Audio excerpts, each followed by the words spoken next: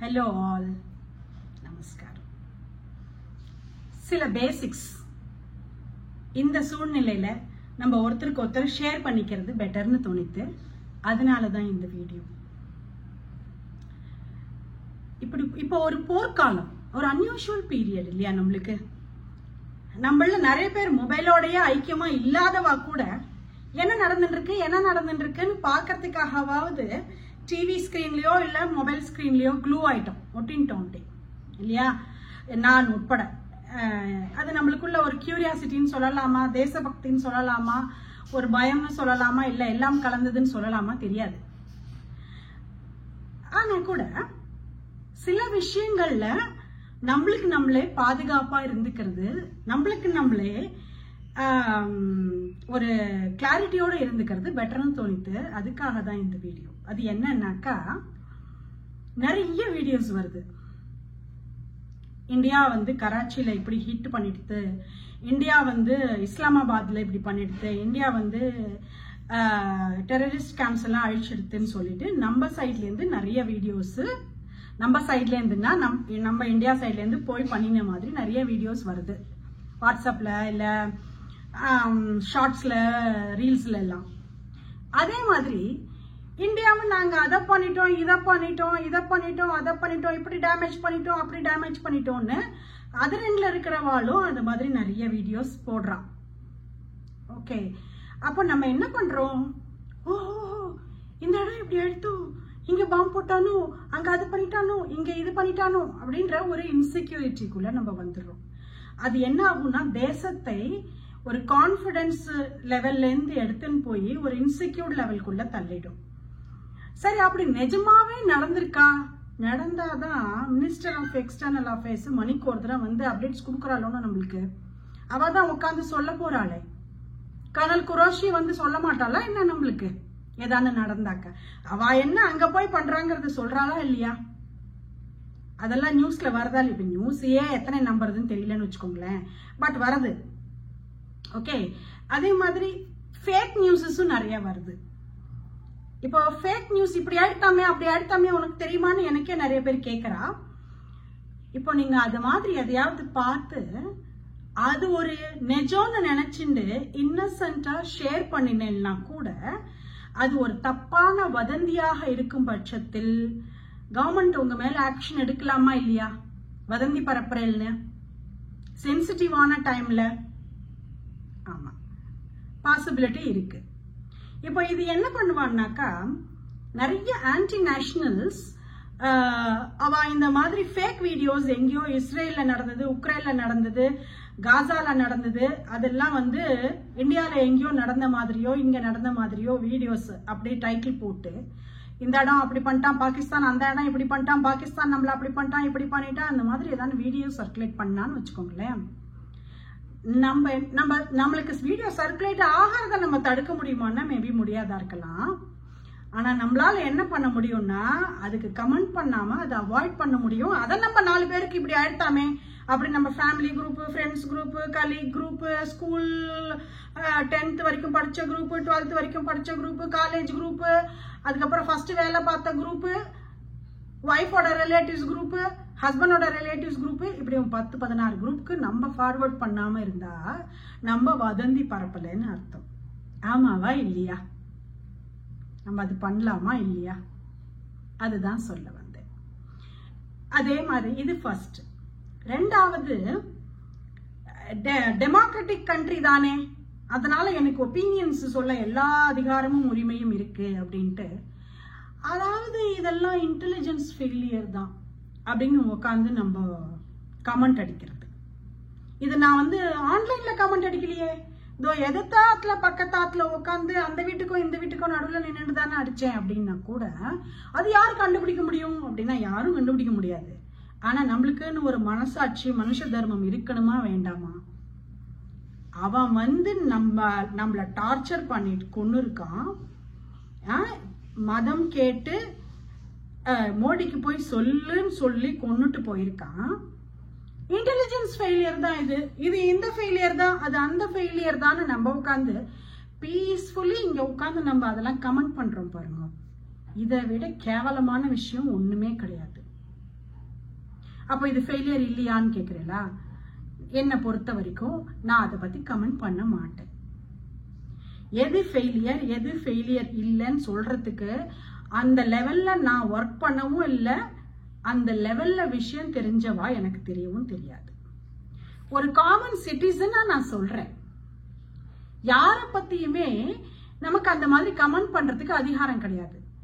என்னமோ பாகிஸ்தான்காரன் அவன் ஆயுசுலயே முதல் முறையா இப்படி ஒரு அட்டெம்ப்ட் எடுத்து அந்த ஒரு அட்டெம்ப்டும் சக்சஸ்ஃபுல்லா ஜெயிச்சிட்ட மாதிரி நம்ம வாயால வடை சுடக்கூடாது.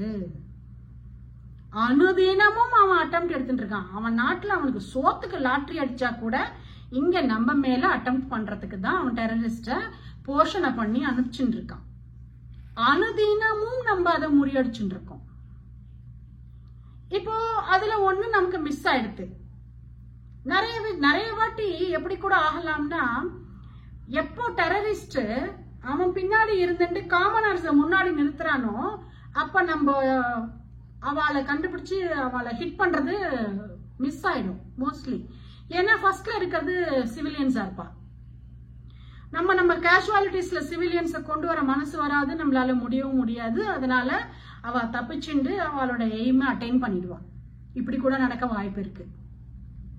ஆனா கூட என்ன காரணமா இருந்தாலும் நம்ம மேல தப்பா, நம்ம இன்டெலிஜென்ஸ் மேல தப்பா, நம்ம police Jammu and Kashmir police மேல தப்பா, ஆர்மி மேல தப்பா, இப்படி நம்ம உட்கார்ந்து கதை பேசின்ற இருக்காம நம்மளுடைய ஒற்றுமையை காமிக்க வேண்டிய சமயம் இதுதான் இல்லையா? யாரால தப்பு நிறைய வாட்டி கேட்டுக்கலாம். இது யாரால தப்பு அப்படின்னு. பாகிஸ்தானால மாத்திரம்தான் தப்பு.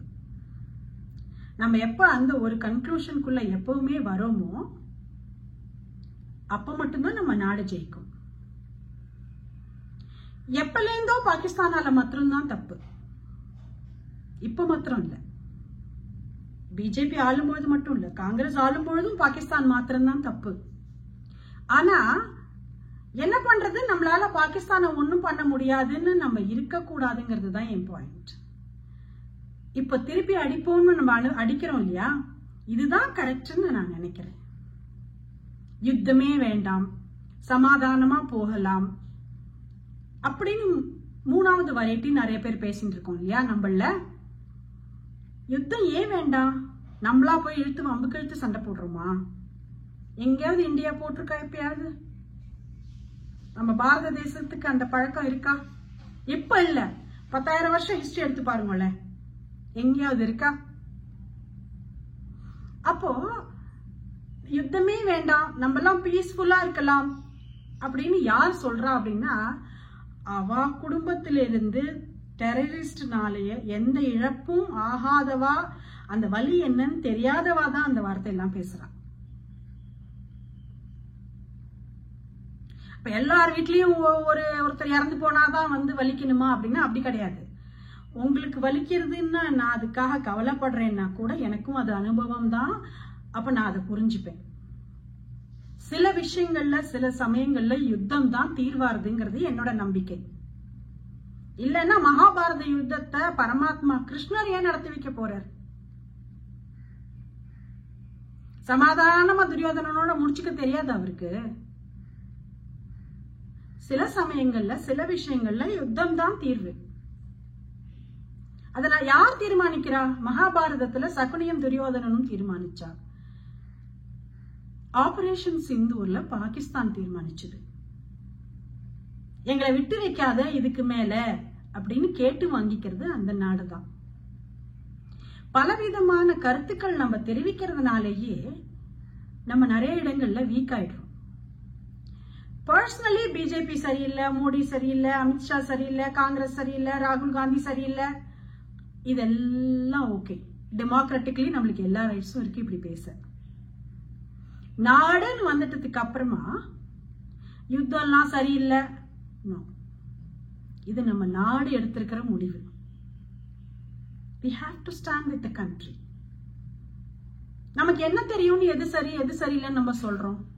சரி, நம்மள நிறைய பேர் யுத்தம் எல்லாம் சரியில்லைன்னு சொல்றோம் இல்லையா?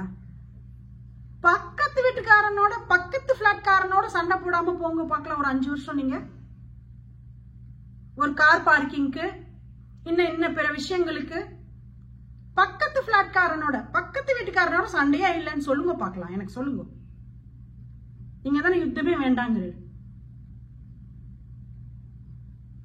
நம்ம இருக்க மாட்டோம் அப்படி. ஆனா அடுத்தவா இருக்கணும்னு நம்ம வாய்க்கிழியே நன்னா பேசுவோம்னா எப்படி அது சொல்லுங்க? நம்ம எப்பேற்பட்ட கண்ட்ரி, எப்படி ப்ராக்ரஸ் ஆயிட்டு இருக்கோம். இந்த டயத்துல யுத்தம் வருதேன்னு எல்லாருக்கும் கவலை இருக்கு. எனக்குன்னு இல்லை, நம்ம இதை பாக்குற எல்லாருக்குமே அந்த கவலை இருக்கும். இது வேணுமா வேண்டாமான்னு சொல்லக்கூடிய தகுதி சிட்டிசன்ஸா நமக்கு இருக்காங்கிறத நம்மளும் நம்மளே கேட்டுக்கணும்னு நான் நினைக்கிறேன்.